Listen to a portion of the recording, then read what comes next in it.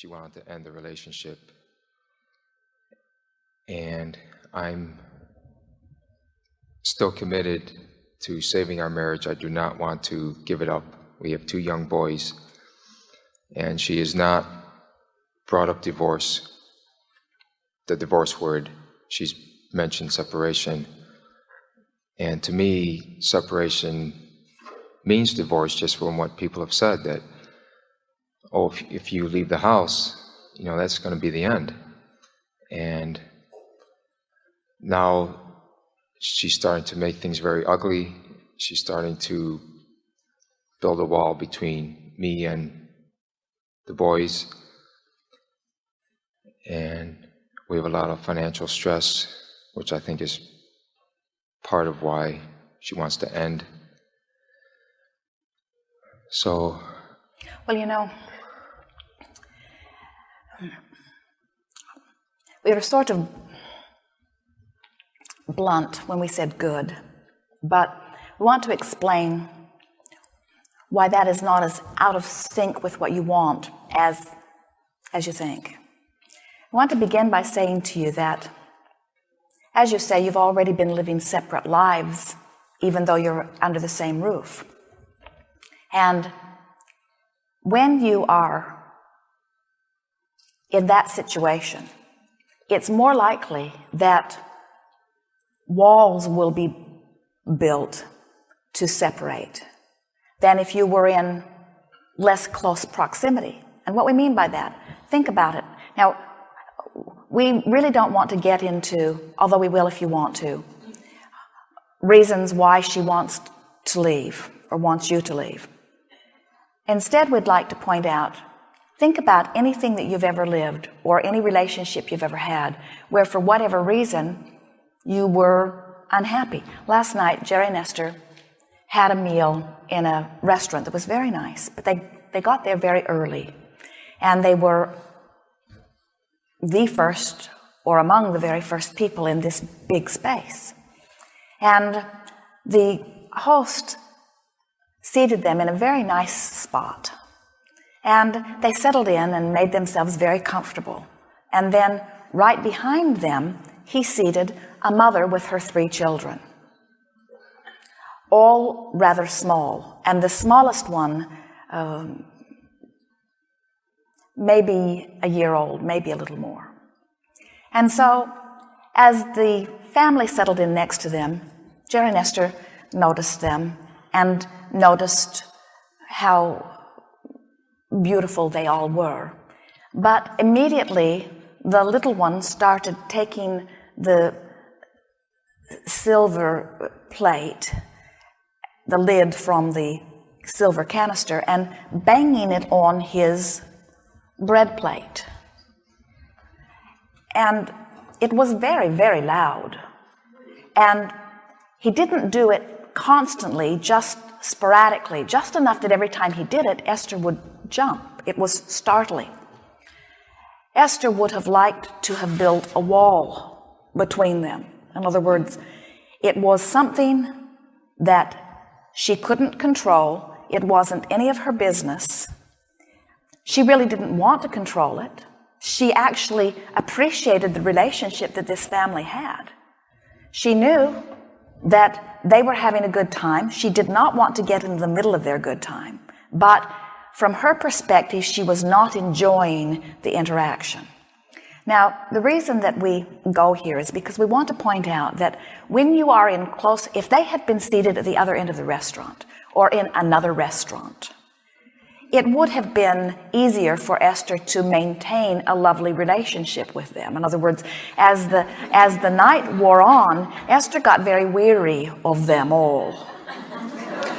And so when you talked about your wife sort of building walls, almost wanting to separate you between the rest of them, or we want to point out to you that that really is a byproduct of her feeling sort of trapped with situations of her own making, situations of her own observation that she is just not wanting to participate in. And it is our promise to you that her relationship with you and your relationship with her and your relationship with the children will be much better if you can put some distance between you that will allow a softening of the clamoring that is causing the walls to be built to begin with. You get a sense of what we are talking about? It feels like there are many things you say, well, I would see less of them and it would be harder to maintain any kind of continuity. And we say it's hard to maintain any of it anyway because of the wall building that's going on. And if you could just see that the bringing down of the walls is the most important thing. And the thing that most physical friends do not really hear, and we find endless ways to try to express it, is that when, even in your rightness about a subject, when you try to push your rightness toward another who disagrees, no matter how right you are, it causes more pushing against. In other words, it isn't until you stop pushing that any real allowing of what you want can take place. Now, we are not encouraging the divorce either, but we have to say to you that we see so many relationships that are so improved once the contrived and controlled staying together has been released. There's something about the marriage vows in and of themselves that are entrapping. They sort of defy the art of allowing in the sense that they say, I will stay with you no matter how bad I feel. That's essentially what they say. They're not really said to open the heart and encourage free-flowing interaction. They are encouraged, they exist almost without exception to protect, which translates to all of you, whether you are the one wanting to leave or whether you are the one not wanting to leave, into a sort of bondage or entrapment.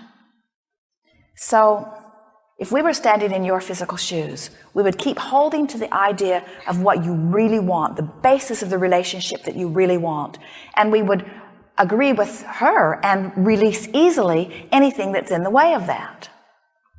For example, you would say, I want lots of delicious, comfortable interaction.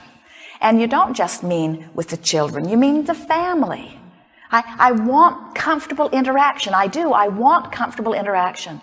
And it is our promise to you. We believe that if you were to say to her, I'm starting to get a sense of the walls that we've both been building, and maybe a separation would help some of those walls come down. And I want that, I want that, I want that, I want that. I want us to feel less stress. I want us all to feel more free. I want to reignite the feeling of well-being. In other words, not using entrapping sounding words, I'm wanting us to be together forever and ever, because that's kind of suffocating her. I want us all to feel happier. And anything that moves us quickly toward feeling happier, I'm all for. And then repeat some of the things that you really mean, that you meant way back then and that you mean now. I want your life to be joyful. I always wanted your life to be joyful. You will hardly believe the soothing that would be to her. I've always wanted your life to be joyful. I never thought that me going away was the way that you were going to reach for that. But if that's what it takes, then I got to tell you, I'm all right with that, because I want your life to be joyful. I want our kids' lives to be joyful. And truly, I want my life to be more joyful. And I'm willing to take the pressure off to do that. And then, and this we think is the crux, part of the crux, not all of it, but the crux that makes this feel so illogical. When there is already financial pressure, the idea of maintaining extra households feels like throwing gasoline on a fire that's already burning out of control. And so you could offer that softly. You could say softly, I don't know how we will swing it financially. And I wish that I had enough money in a bank account that I could set you up in a magnificent place, and I could keep a comfortable place where our kids could move back and forth between wonderful places. That would be my heart's desire. But for now, I can't quite figure out how we're going to manage that. And we believe that in your willingness with your words, you will diffuse so much of the energy that is making her speak this stuff, that a sort of rational soothing will come over her, and she will say something to you like, well, we don't have to do anything right now. Let's just sort of see how it goes. And it is our absolute belief that if you offer these words, there will be a diffusing of the tension that then will give all of you an opportunity to take another run at this. We're not giving you these words because we're trying to help you save your marriage. We're giving you these words because we're trying to help you soothe a situation that is uncomfortable, and there isn't any reason for anybody to be uncomfortable. We don't want you to be uncomfortable. We don't want her to be uncomfortable. In other words, you see yourself as a soother, not as a holder, not as a maintainer of a desire for the relationship. See yourself as a soother. Say, I'm going to soothe this. I can't fix it. I can't get enough money that we can all live in great places right now, and I can't set you up with a great lifestyle. I can't do all it. I can't fix this, but I sure can soothe it. I can soothe it by acknowledging you've got some points, and I can soothe it by acknowledging that I adore you. And I can soothe it by understanding how you love our kids. And I can soothe it by helping you to understand how I love our kids. I can soothe it by hoping for something better for all of us. And I can soothe it by seeing that you've got some points. And I can soothe it by acknowledging that help is on the way. And I can soothe it by you see what we're getting at? Just soothe it. What happens with most, especially when you get to this point, is both of you become inciters or inflamers of what's wrong in order to justify your position. And you don't want to justify your position because you can't justify your position without beating the drum of what you don't want. And when you beat the drum of what you do not want, you activate more of what you do not want, which makes it impossible for you to get what you do want, you see. You're not wrong. She's not wrong. You've just created this thing for a point of clarity, and your relationship will be stronger for it. We want to say to you, every relationship is eternal. You will always have this relationship. You will always be this family. And where you live is really irrelevant to the relationship. In other words, what you're wanting to see is instead of this family that is identified by the house that we live in, you're wanting to see relationships as the structure. So you have a relationship with your wife, and you have a relationship with each child, and each of them has a relationship with each other, and each of them has a relationship with their mother. In other words, you're all co-creating. You're not really a family in the sense that you are a thing or a relationship. You are a multitude of relationships. There's this relationship and that relationship and this relationship and that relationship and this relationship. And all of those energies are mixing together, you see. And what you're wanting to see yourself as is a catalyst or a soother of lovely relationships. In other words, as you focus on two of your children and you see them in your adoring way by focusing upon their positive aspects every chance you get, you actually enhance their relationship with each other because you feed them the energy of well-being that makes their relationships better. In other words, you have so much more power of influence than you know. And what we've noticed every time there is a separation of a family, the family improves immediately because the beating of the